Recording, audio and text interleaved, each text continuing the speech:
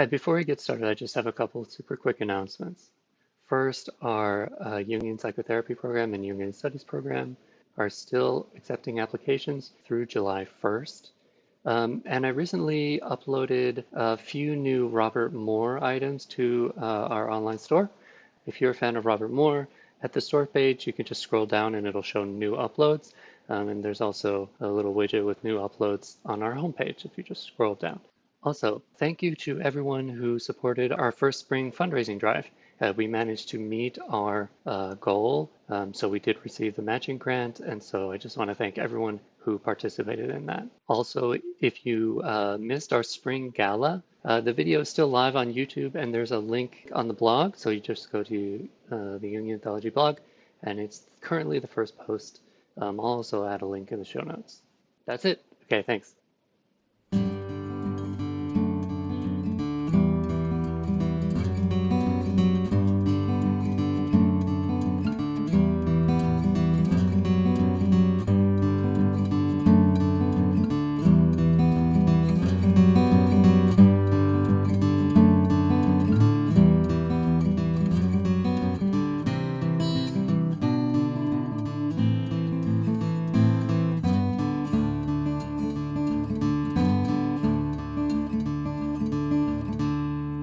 Welcome to the Jungian Anthology podcast from the C.G. Jung Institute of Chicago.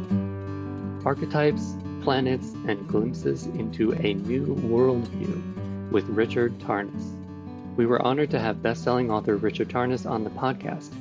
In this interview with host Patricia Martin, he offers compelling insights into the archetypal dynamics now unfolding in the world and how these coincide with certain major planetary alignments. Tarnas considers how our evolving understanding of the underlying unity of psyche and cosmos has relevance for the profound transformation humanity is currently undergoing, and he looks several years into the future to discuss the implications of major upcoming transits from a Jungian perspective. This interview is full of rich insights delivered with Tarnas' distinctive warmth and vision. Richard Tarnas is the founding director of the graduate program in philosophy, cosmology, and consciousness at the California Institute of Integral Studies in San Francisco, where he currently teaches. Born in 1950 in Geneva, Switzerland, of American parents, he grew up in Michigan, where he received a classical Jesuit education. In 1968, he entered Harvard, where he studied Western intellectual and cultural history and depth psychology, graduating with an A.B. cum laude in 1972. For 10 years, he lived and worked at Esalen Institute in Big Sur, California, studying with Stanislav Grof, Joseph Campbell, Gregory Bateson, Huston Smith, and James Hillman, later serving as Esalen's Director of Programs and Education.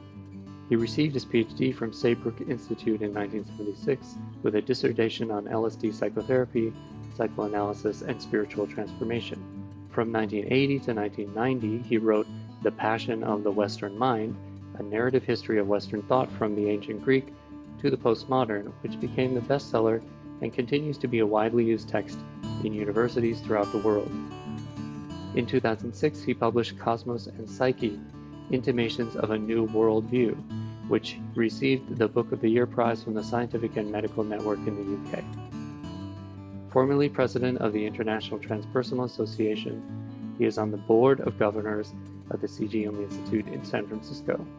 In addition to his teaching at CIIS, he has been a frequent lecturer at Pacifica Graduate Institute in Santa Barbara and gives many public lectures and seminars in the US and abroad. Richard encourages listeners to view a video on YouTube called Richard Tarnas on the Planets in 2021 via the CIIS YouTube channel, and there's a link in the show notes. We also have a lecture recording in our online store when he came to speak at our Founders Day Symposium in 2018. It's called A Kairos Moment in an Archetypal Cosmos, and there's a link to that in the show notes. So now here's the interview.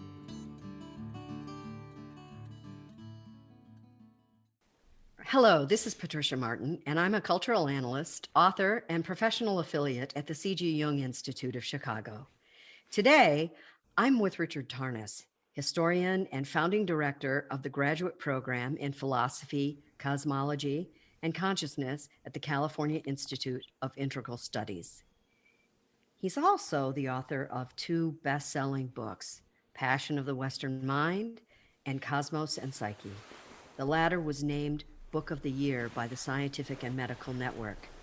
Richard served for many years on the Board of Governors of the C.G. Jung Institute of San Francisco. He speaks around the world on topics such as creating a sustainable society, synchronicity, and Jungian archetypes and astrology. We're so honored to have you on the show today. Welcome, Richard. Thank you, Patricia. Happy to be here. You've studied the work of Carl Jung extensively, and you write a fair bit on the Jungian idea of archetypes. How do archetypes play a role in the drama that is facing the Earth community today?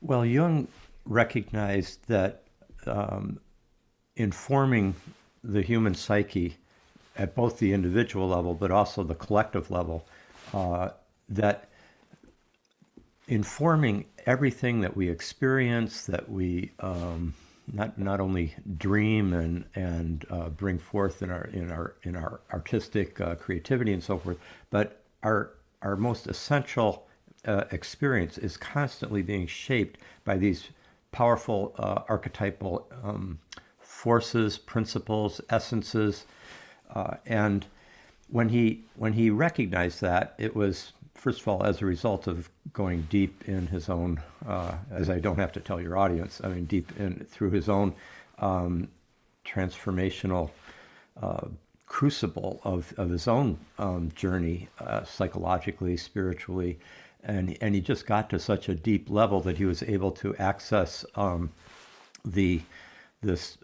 what he called either the collective unconscious or the archetypal unconscious, this vast domain of psyche that informs our experience even in the most individual ways. And I remember Joseph Campbell often came to Esalen Institute where I lived and worked for a decade, and I used to be program director there, and he would come and give seminars every year, and he liked to compare Freud and Jung by saying, well, Freud was fishing, but he was sitting on a whale, and and it was Jung that basically recognized that there was a whale there, that it was, and Jung himself, by the way, actually used that metaphor. When was it? Oh, it was right after he had finished Answer to Job, his great kind of prophetic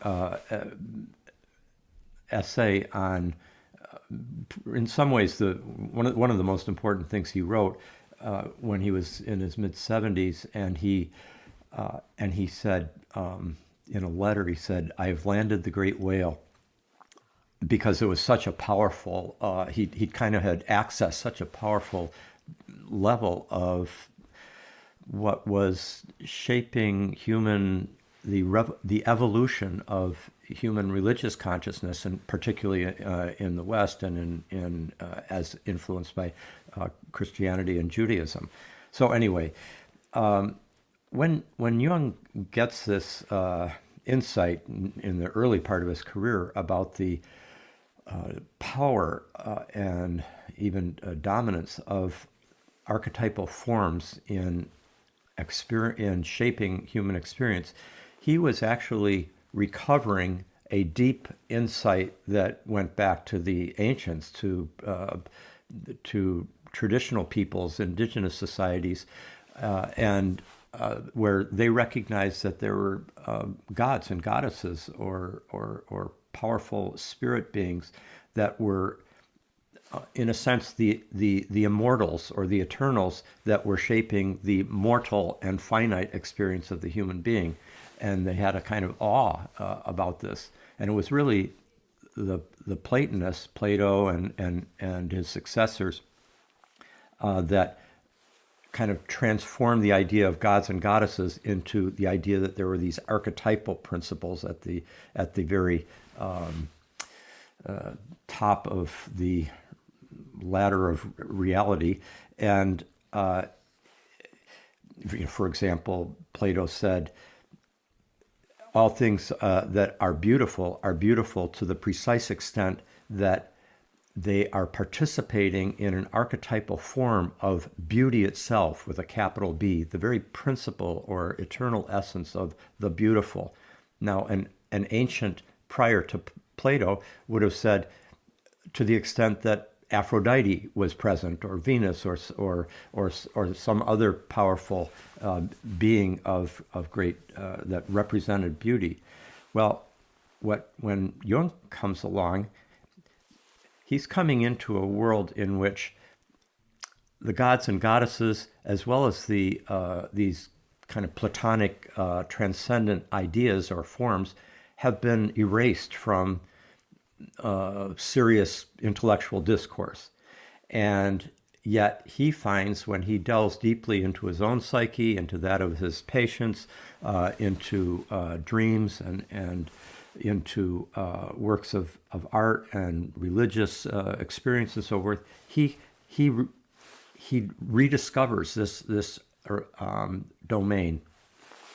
And so when we bring this into the understanding of our current moment in history, it's an extremely helpful lens by which we can recognize deeper patterns at work. And in a way, we could talk a little bit, if you'd like, about what I see right now as being, some of the more potent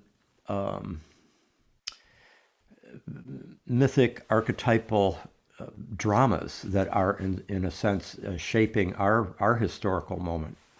Yeah, I think it's fascinating to consider applying the ideas of the archetype and archetypal energy and psyche to the current moment. Please. Well, Jung himself, of course, initiated this within depth psychology. He initiated this application of what he learned in his own interior life and in that of his patients, recognizing that the same thing was operative in history. In a sense, he brought to modern psychology the recognition that every individual life is on a journey, that it's in some sense, a life is not just a kind of series of years that have a kind of neutral, homogenized quality. There is an unfolding narrative. There's a spiritual and psychological story or narrative or drama that's unfolding. We're on a journey, and that was one big recognition, that it was a spiritually meaningful journey. This is rather different than, say, Freudian psychoanalysis, and certainly very different from behaviorism or some of the more those kinds of psychology that more or less don't recognize that there is a depth dimension to human experience.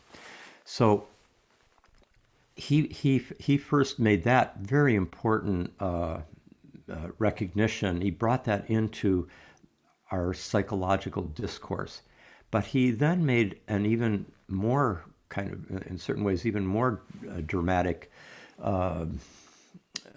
insight available to modern depth psychology, and that's the recognition that our individual psycho-spiritual journeys are each embedded in a collective spiritual and moral and psychological journey, and that collective journey that we're all on is shaping us in certain ways. When we're born into a certain time in a certain culture, we are carrying the historical destiny, as it were, of that era and of that culture, this moment, into our own experience, and what we do and say shapes in turn the collective. So it's a kind of recursive loop by which the larger whole is shaping the part of each of our individual lives, and our individual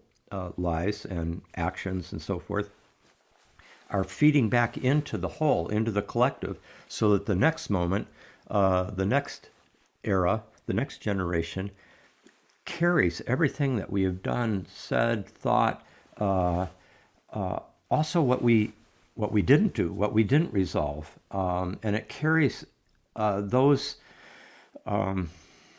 that kind of evolution into itself. They're born with into a world that is not a blank slate, but that is just as we are. We're not born into a world that's a blank slate. Rather, we are carrying a great long historical and even evolutionary drama going back many millennia, and in some sense millions of years, once you recognize that we go all the way down into the origins of life, into the evolution of the earth, into the evolution of the cosmos. So in all those ways, Jung he brought this depth psychology orientation to understanding our historical moment, and recognizing that we have a kind of historical and moral responsibility in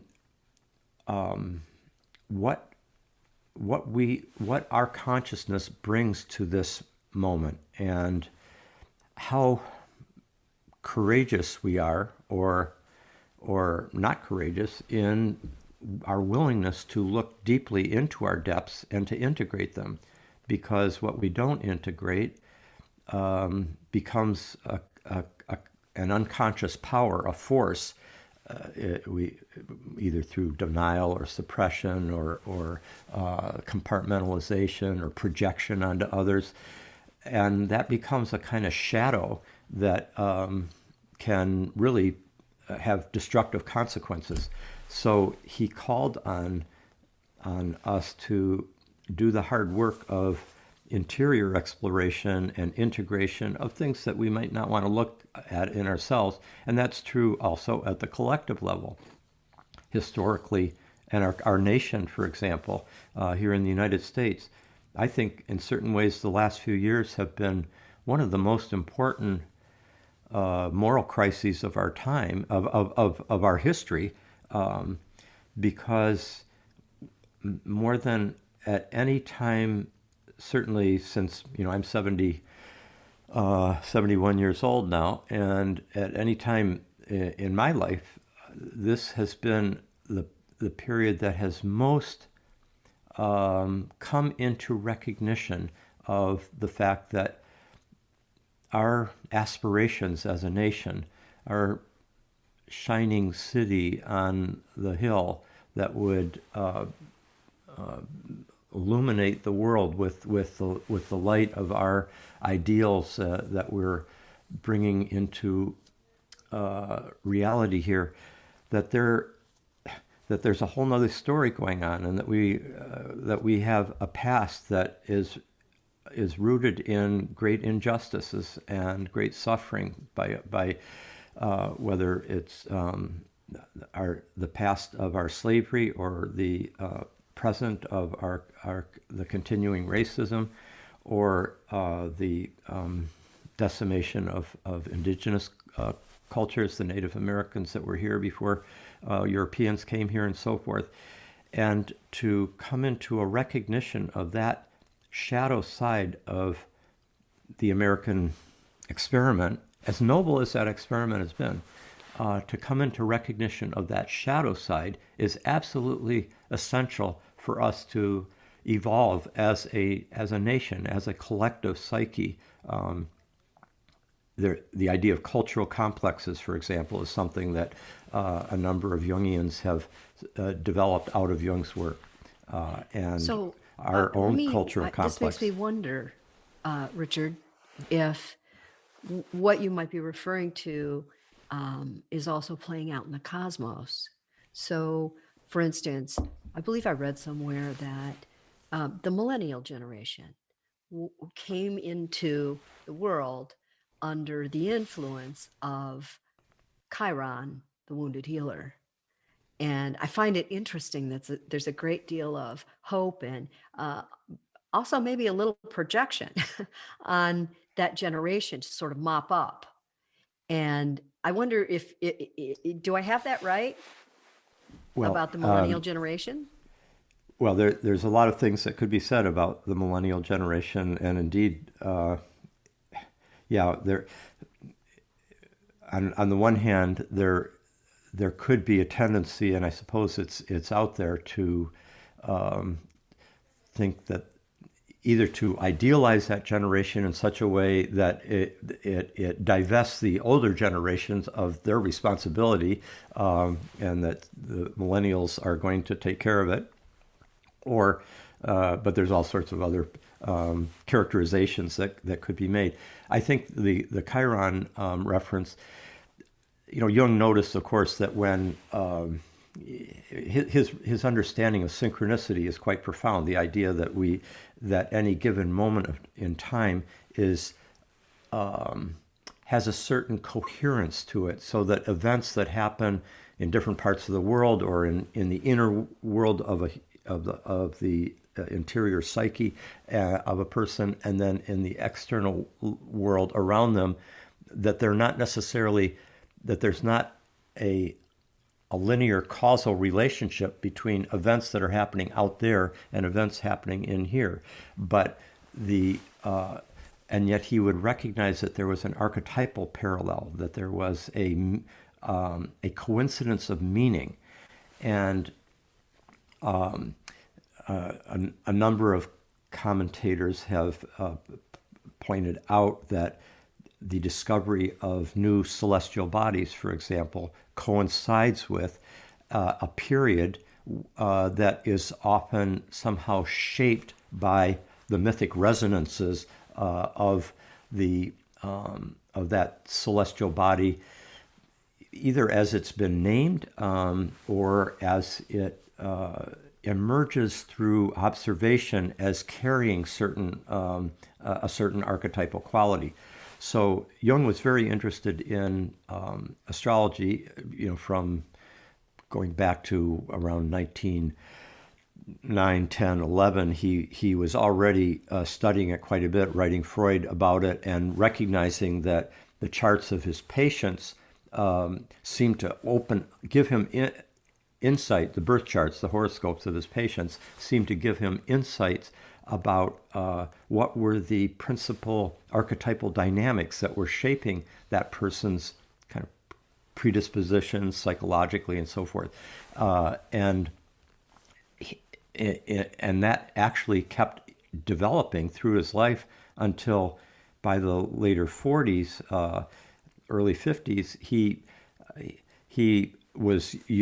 said he was using he didn't broadcast this, I think, for very good reasons, but he told people privately that, and his family certainly knew this, his daughter became an astrologer, that he was finding it so useful that he was using the birth chart information with each of his patients. What's true at the individual level also seems to be true at the collective level, and he, in his book Ion, he explores this in one way, and the fact that Chiron was discovered in the late 70s has been seen by some as correlated with a certain, like that the people born in the aftermath of that might have some of that kind of chironic quality. What I and others who have, like, for example, part of the Archetypal Research Collective here in the Bay Area, or in my graduate school where I've taught for many years, California Institute of Integral Studies, Stan Grof, who's a depth psychologist, very much influenced by Jung. He's a psychiatrist and founder of transpersonal psychology.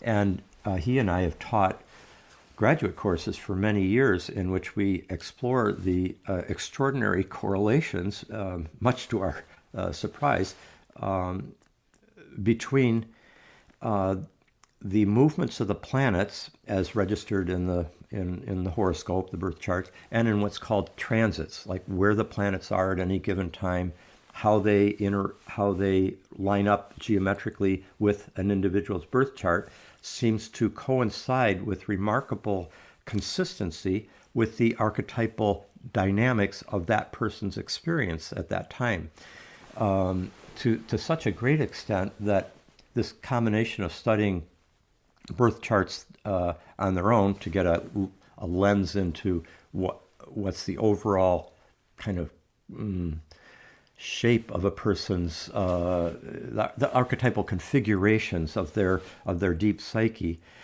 and the bringing in of personal transits to get a sense for how they are unfolding at any given time, like what archetypal complexes are being activated at what time, for how long, and so forth. This has turned out to be such a valuable area of research that we Stan Grof calls archetypal astrology the Rosetta Stone of the human psyche. Which is something very similar to what Jung would talk about, that astrology in his mind was the sum total of all the ancient wisdom and knowledge about the psyche from the ancients and the medieval period. And then he said, in our modern era, because the stars have fallen, we have the need for psychology, and particularly for adept psychology, because we no longer recognize the cosmos itself as carrying archetypal meaning. The modern worldview is one in which there's been a disenchantment of the world, and there's been it's just moving matter that is evolving and then randomly bringing forth consciousness in human beings that are a kind of isolated entity in a vast, unconscious, purposeless, meaningless universe. And Jung said, given that situation, we had to discover the unconscious, because it's no longer, the deep meanings of life are no longer found in the whole, in the larger vessel of nature that we are embedded in, and no longer in the cosmos. But what his ideas around and insights around synchronicity, and then around astrology, where he saw that, in a sense, that would be like synchronicity on a vast scale, a kind of cosmic scale. He came to recognize that the psyche isn't really limited to the human cranium inside our skulls. What did Alan Watts call it? Skin-encapsulated egos. Not just ego, but even the idea that the psyche, that it's only inside our individual skulls.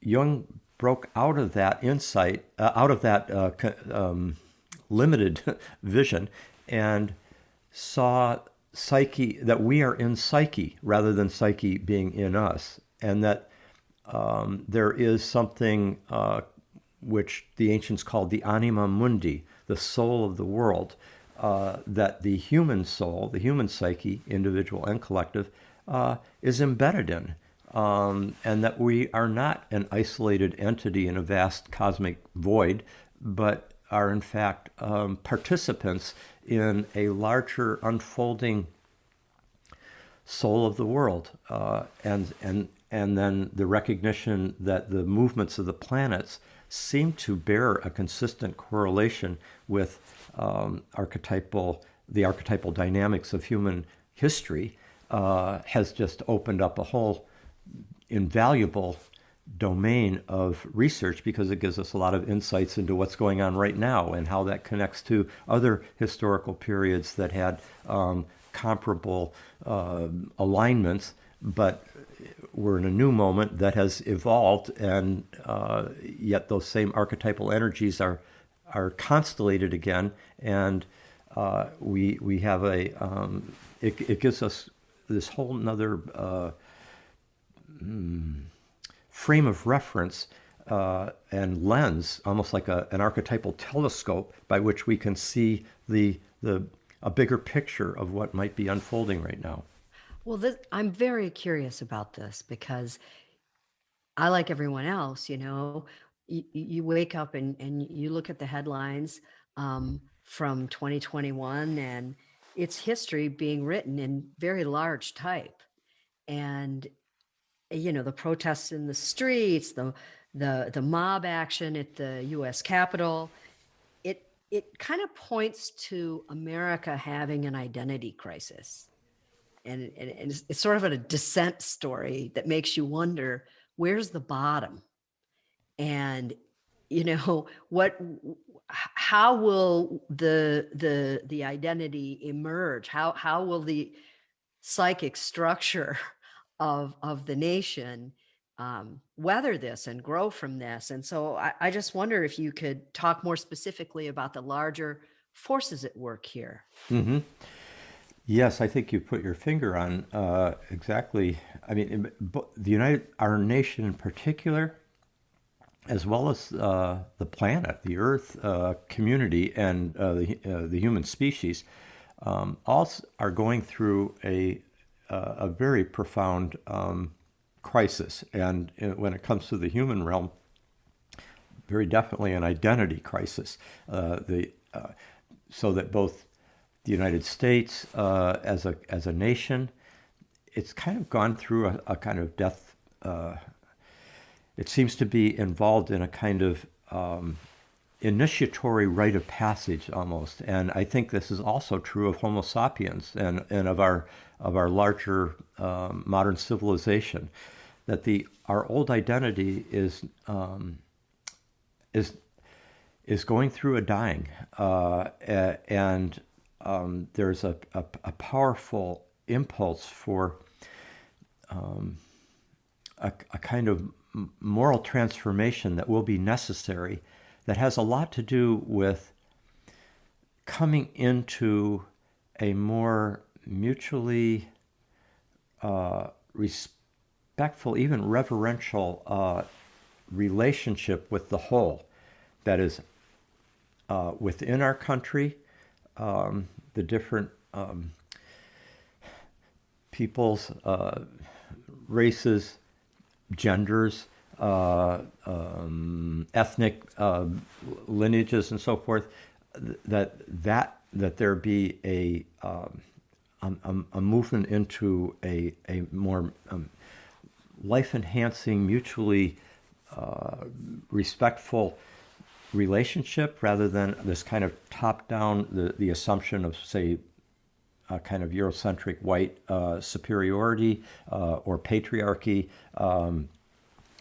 And the same thing is true for the civilization as a whole, and for the human self-image, that assumption that the human being is this kind of isolated top of a pyramid that is superior to the rest of all other animals, all other forms of life, and so forth. And that gives the human being, and like modern civilization, the right to just kind of extract and exploit in an objectified way whatever it wants out of the natural environment to serve its own purposes. That's going through a kind of a global crisis, whether it's the climate crisis is in certain ways the most pervasive global crisis of all, but then it takes forms of the social and political form, and the economic, and these are all basically moral crises. And I'm convinced that as we look around at the various features of our moment, it's hard to avoid the conclusion that all the typical characteristics of an ancient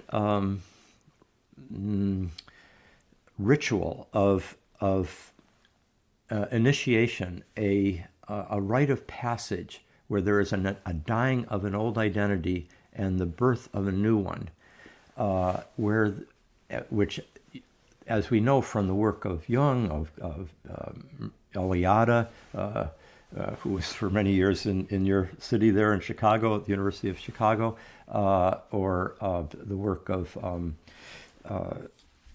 all those who have studied initiatory rites of passage, Joseph Campbell, for example, we know that the main features are that there is a kind of there is a confrontation with a great danger. There is a considerable uncertainty about the future. There is a sense of facing dark forces. There is a sense that the peril is so great that it's a mortal danger. There's often a sense that one's reality structure is somehow collapsing, and that one doesn't know what's real. There is often a quality of physical suffering, and all these are taking place in the initiatory ritual as part of a kind of unfolding that is shaping the birth of the emergence of the shaman, or it is transforming the child or the adolescent into the mature adult. Our modern civilization has not maintained sacred rites of passage, and as a result, we don't do what ancient and indigenous cultures have done for centuries, which is create a ritual context whereby people can go through a dying of their old limited identity and connect to the deep archetypal forces of life and death, that deep within themselves, but deep within within nature and within the cosmos.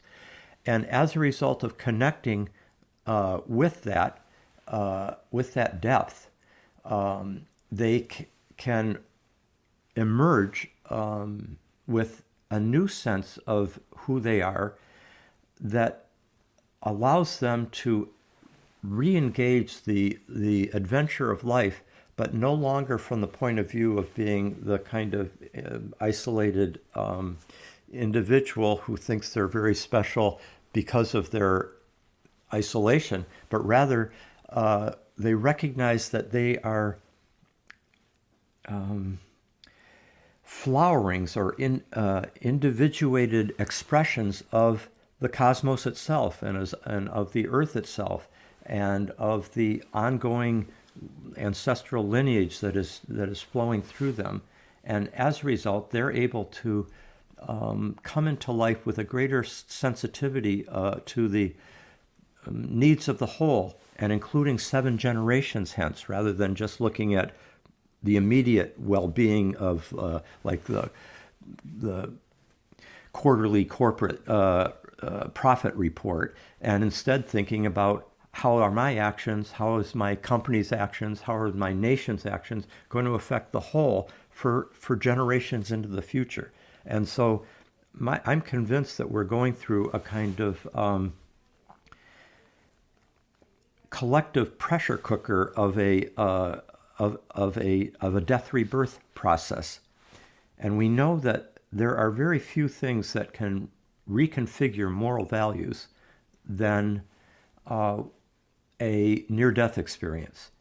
And in some sense, I think on January 6th of this year, 2021, our nation went through a kind of near-death experience as we watched the Capitol be overcome by the mob, and the violence, the rage, the ugliness of it, and a profound, suddenly realizing how fragile and volatile our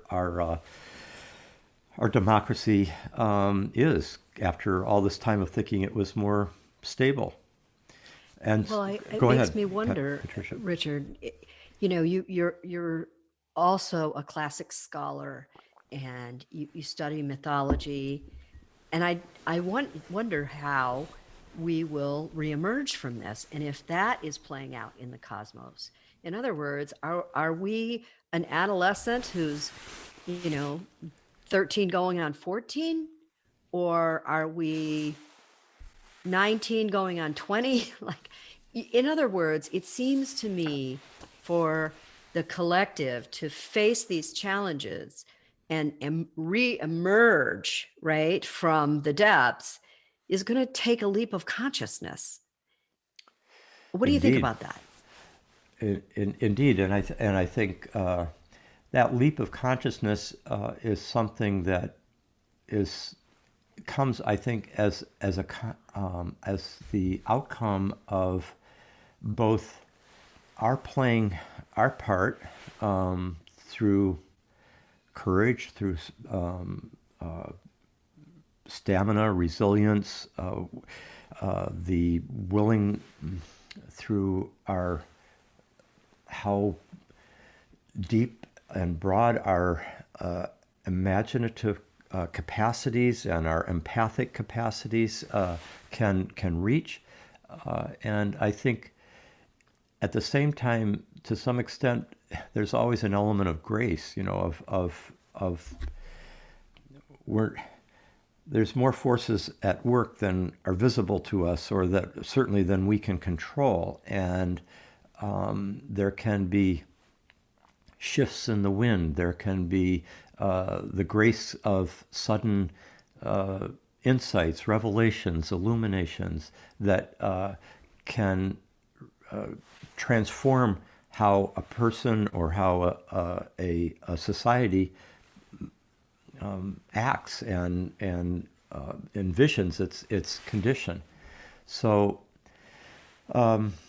well, we have a number of lenses through which we could look at this crisis, and one is the archetypal astrological perspective, which we've referred to here a little bit, and in that perspective, we're going through a combination of extraordinarily powerful. It's a rare convergence of powerful outer planet transits that are just classic for, on the one hand, periods of extremely powerful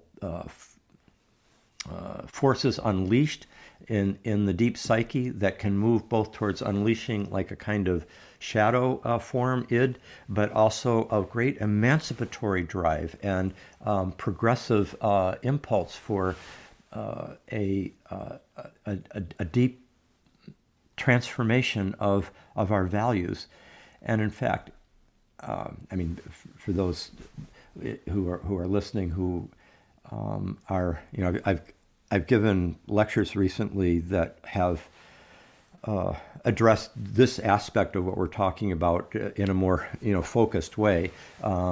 Just last month, I did one for California Institute of Integral Studies as a public program, as a kind of archetypal state of the world report. So I do more justice to this there, that perhaps any listeners who are interested can just access that. I think it's called, this particular one was called Richard Tarnas on the Planets in 2021. And right when the COVID, when the pandemic crisis, which of course is another form of the, I think, a kind of initiatory facing of mortality and limitations and constraints and suffering, loss, and need to rise to the occasion of a great historical challenge. When that kicked in a year ago, I did another one of those kind of archetypal state of the world reports, and that one's called "What's Happening in the Stars Right Now." I titled it that because so many people were asking, either me or just asking, period, what's happening in the stars right now? What's going on, Richard? Please. Yeah. But you know what? We just to let people know, we will make sure that we post links to those on the C.G. Jung Institute of Chicago's website, along with this podcast, so they can access both of those. Right. That's great. So what I would just say by way of a kind of very brief summary, and keep in mind when we're talking about planetary movements and the cycles, and how they move into the outer planets, move into conjunctions or oppositions with respect to the Earth. We're not talking about the planets causing things happening here in a kind of, as if it's like electromagnetic radiation that's coming from them and forcing us like puppets to act or be or experience in a certain way. It's not like that. It seems to be more of a synchronistic coherence of meaning and pattern through the entire universe, macrocosm and microcosm of the human individual and the human species. And so this is much more like, as Plotinus said, everything's interconnected, and the movements of the stars are and all things are constantly kind of giving indications of the deeper patterns and meanings of life. And that's because everything, as he put it, everything breathes together.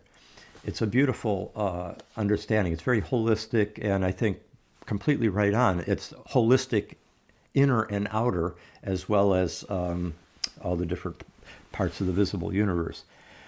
So if I were to summarize in a single sentence what I see as the kind of a deeper coherent meaning underlying the convergence of the several outer planets that are in major alignment right now, I would say that this is a time in which there is volcanic evolutionary pressures pushing for, impelling a radical reconfiguration of structures in the most fundamental way of all life structures. I think that's pretty much the most concise summary that I could give of the overall kind of convergence of alignments that are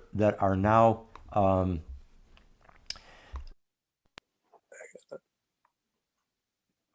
sorry, can you still hear me right now? Mm-hmm. Okay, I had to shift my microphone.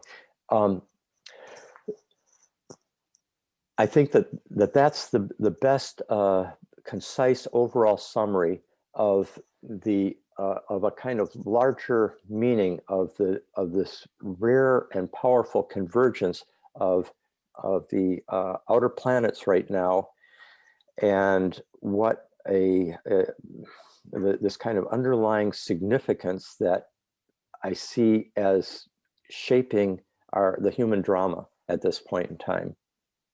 So as I think about this, and I'm reflecting on some of what we talked about earlier, you were talking about the interplay between the individual psyche and the collective psyche. And so it makes me wonder, that's a great big picture that you gave us. On a personal level, we're just kind of climbing out of a pandemic. We're undergoing a very serious crisis in the world ecology and climate change. And the digital culture is now descending and infiltrating sort of how we come to understand ourselves. So with all of this is big and heavy. And how does an individual person, what can we do to kind of guide our lives in this moment? Yes, I think you put your finger on the fact that all the various crises of our time are they're like nested in each other in larger, so that the kind of global ecological crisis is this ongoing enormous epic making evolutionary change. In some sense, it's modern civilization is managing to crashed the Cenozoic era. I mean, it's just a huge, something on a 66 million year scale.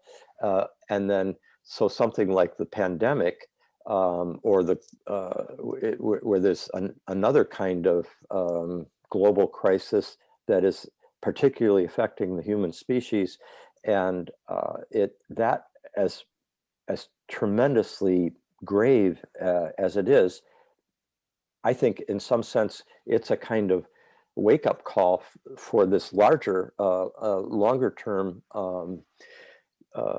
unfolding crisis for human beings to basically, among other things, to come into a different relationship with the whole, with what we are part of, rather than to be so separative from. Now, in terms of what individuals can do, I think your listeners and the members, for example, of the Jung Institute of Chicago and that community, which I very much appreciated visiting a few years ago for, I think it was like a Founders Day presentation that we had. And you're in a very good position there for several reasons. One, of course, is that you have all the insights and wisdom, and which keeps evolving within the Jungian community, the Jungian tradition that you're carrying forth, that you're developing. And so there's a lot of the need for self-understanding, for self-discernment, for paying attention to one's own deep psyche, to one's unconscious, to one's dreams, to exploring through forms of experiential psychotherapy or sacred medicine journeys or Jungian analysis and so forth. These are all ways of doing that individual private work that is so crucial for our being able to play a role in the larger transformational drama of our time. So that's one thing that is incumbent upon all of us, is to do our inner work, But the other thing that's so important is that we can't do that work on our own. And we have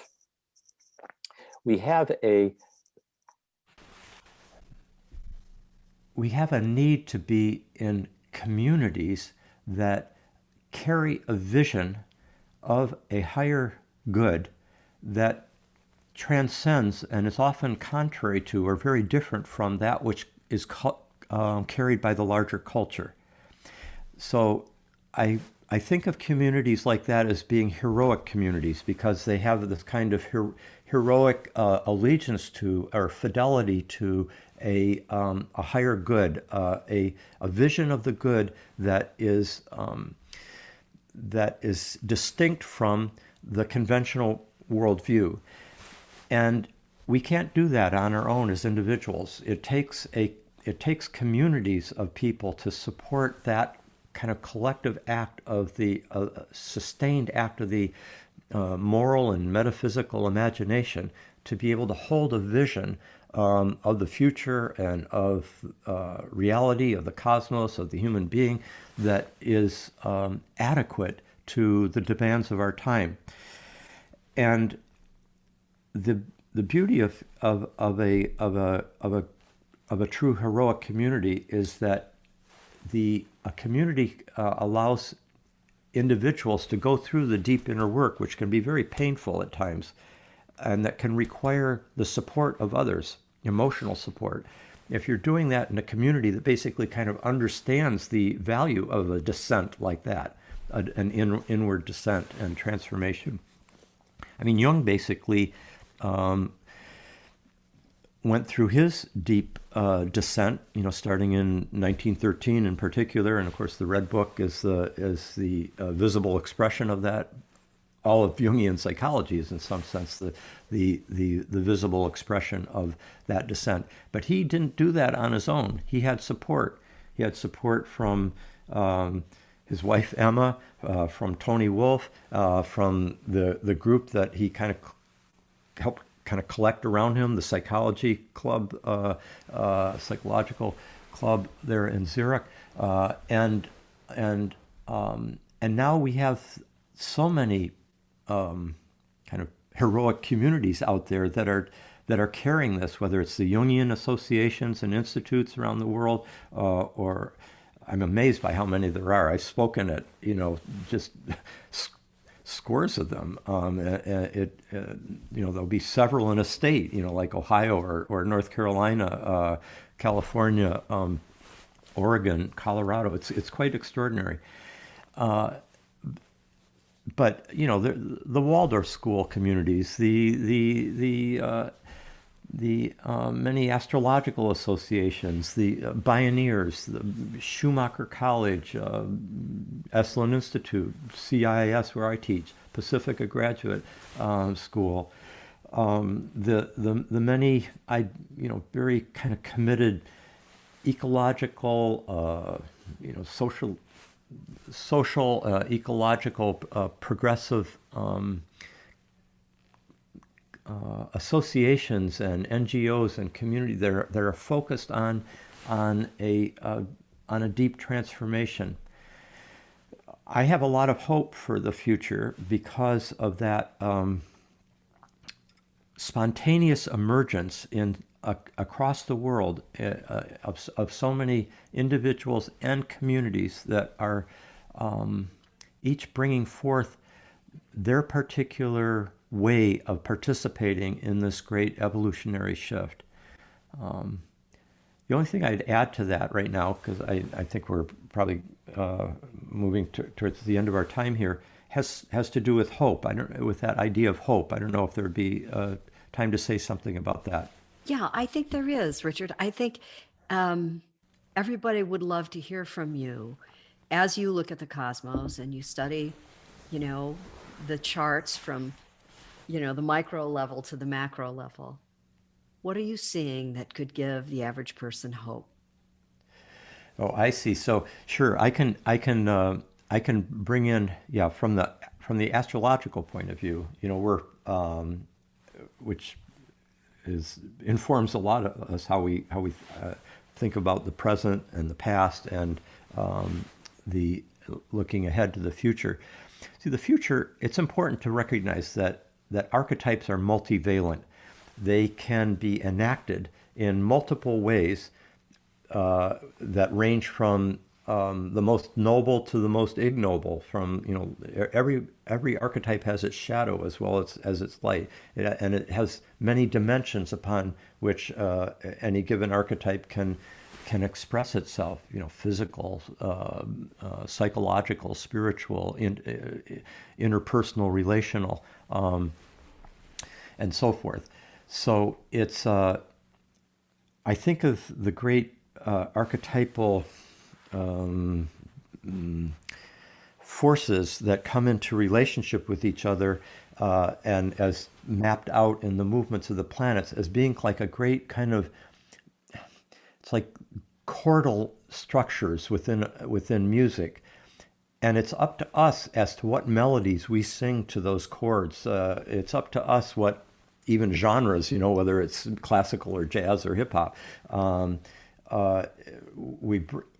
But those chordal structures are there, and then we are given kind of both the responsibility, but also the creative freedom to enact them in a multiplicity of ways. So it's to a great extent up to us how this future is shaped.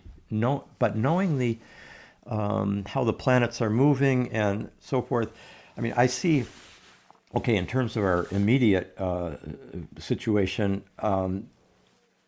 everybody that pays close attention to the astrological dimension of things has been quite aware for years going into this, that this period of even starting from 2018 and 19, but especially 2020 and 2021 were we're going to be a kind of eye of the needle that we are going to have to go through. It's when the rubber meets the road. The chickens come home to roost. The screw tightens. I mean, it's all the typical stereotypical metaphors are along that line are useful there. It's a real eye of the needle through which we are having to go. But as we move from, the drama of the planets in the last several months, November, December, January, quite extraordinary. If anybody, I talk about it a bit in the presentation that we referred to earlier, that people could access. But as we're going forward, as we move deeper into the 2020s, already kind of starting now, 2021, and then even more in 2022 and 3, and then for the rest of the 20s, we're moving into some other kinds of energies. This the Uranus trine Pluto in particular, the potential, the United States chart going through its Uranus return, where there can be a kind of new birth of freedom, a new birth period, but only there's also this Pluto return going on, which is very rare in a country. You have to exist for 250 years approximately to go through a Pluto return. But we are going through it. I mean, these last few years, it's as if Hades opened up its jaws and the soul of America got kind of swallowed by the underworld, and we have been living in a kind of underworld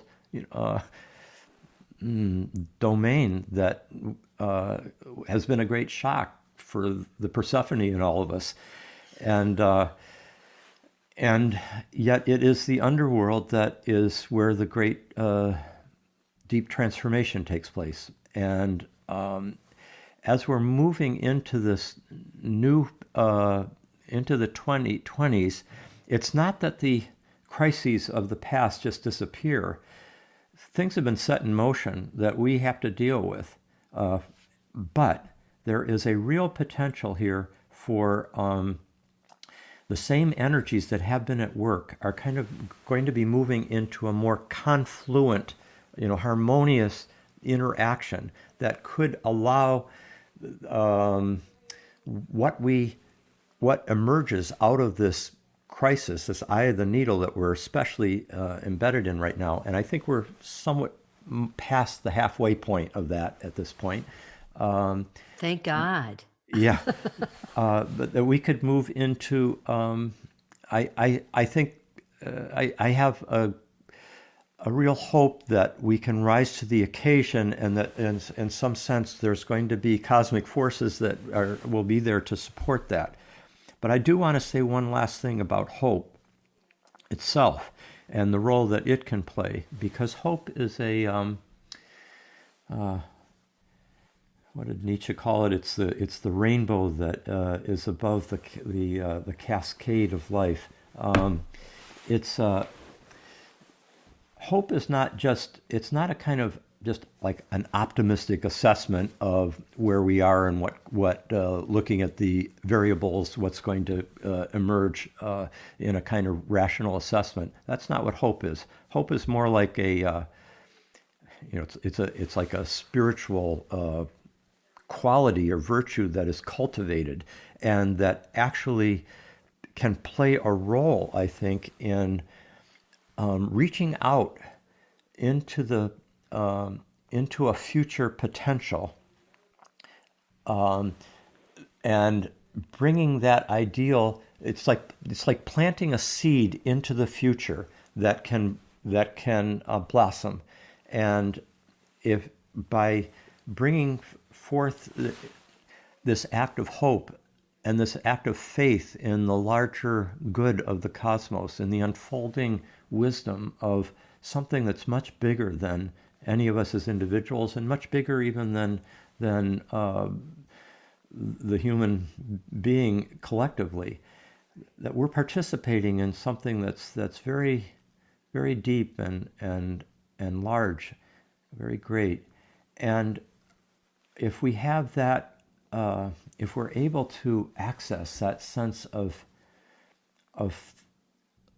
faith in the whole, it can give us a sense of hope for the future that actually can play an active participatory role in bringing forth a more life-enhancing future.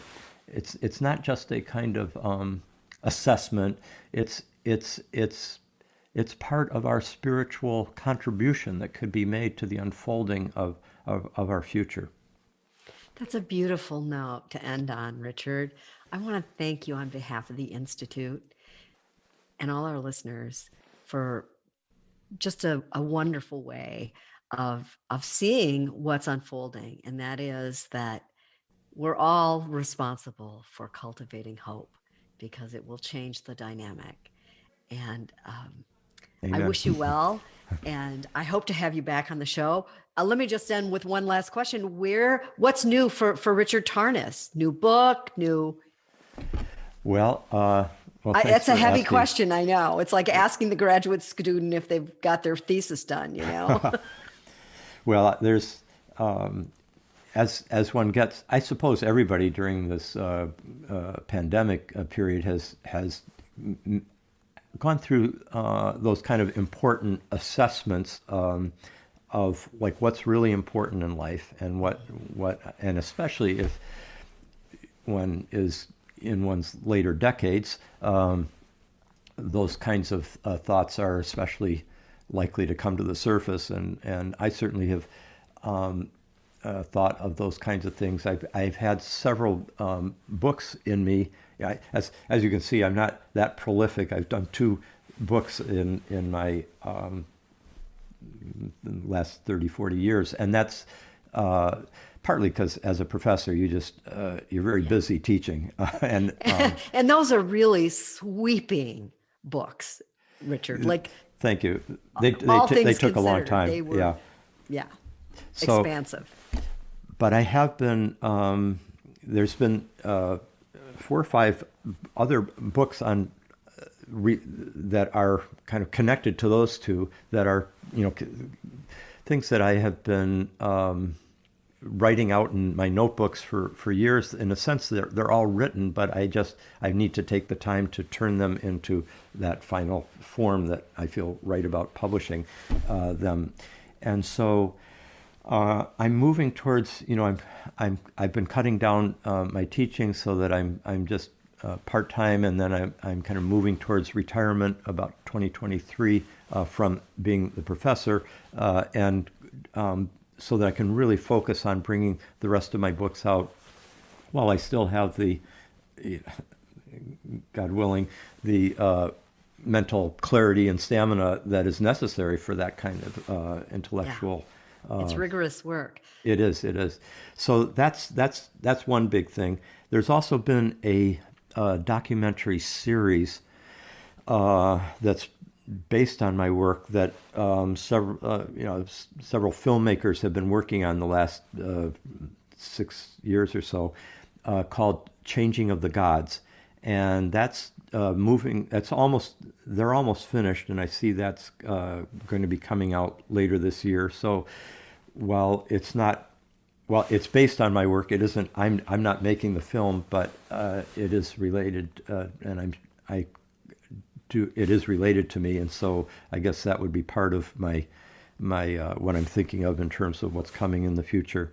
So those are the big things. I think I'd also like to make some like a video series or something like that would make some of the things that I've been teaching for years with my graduate students, to make that more available to others before Well, we hope to have you back whenever any of those projects that are percolating and underway are ready.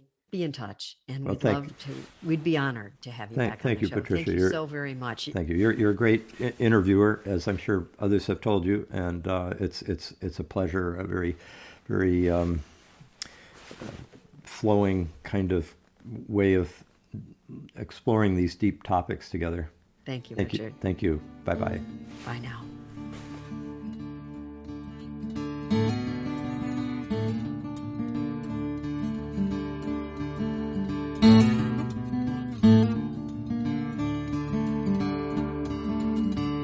This podcast is distributed under a Creative Commons Attribution, Non-Commercial, No Derivatives license. Share it all you like as long as you maintain the attribution to the speaker, but please do not change it or sell it. If you like this episode, tell your friends about us or leave us a review on iTunes. For more information about classes, training programs, videos, audio, this podcast, or to find a Jungian analyst near you, visit our website, www.jungchicago.org. Thank you to our 2020 donors who gave at the contributing member level and above: Barbara Anand, Usha and Ashok Beatty, Jackie Cabe Bryan, Eric Cooper and Judith Cooper, Kevin Davis, George J. Didier, Mary Doherty, James Fidelibus, John Korolewski, Marty Manning, Diane Sherwood, Deborah P. Stutzman, Deborah Tobin, Alexander Wayne and Lynn Kopp, Gerald Weiner, Karen West and James Taylor, and Ellen Young. If you would like to join our generous community of supporters, just go to jungchicago.org/give.